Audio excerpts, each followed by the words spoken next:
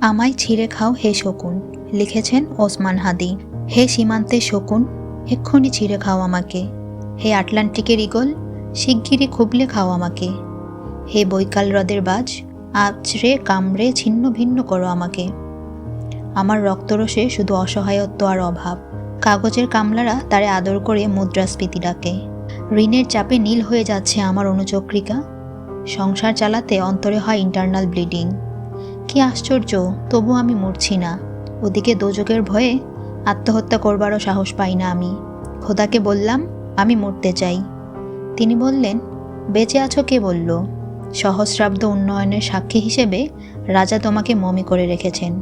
বাজারে দীর্ঘশ্বাস ফেললে নাকি রাজ্যের ভীষণ বদনাম হয়। রাজারও মন খারাপ হয় খুব।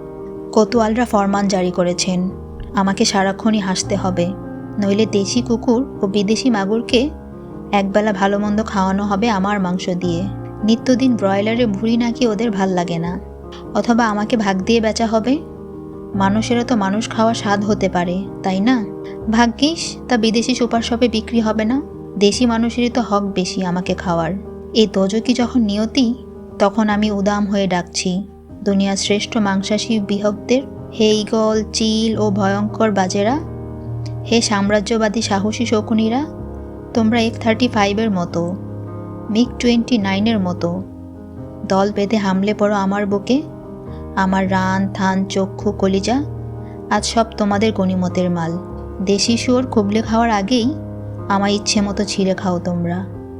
দোহাই, শুধু মস্তিষ্কটা খেও না আমার, তাহলে শীঘ্রই দাস হয়ে যাবে তোমরাও।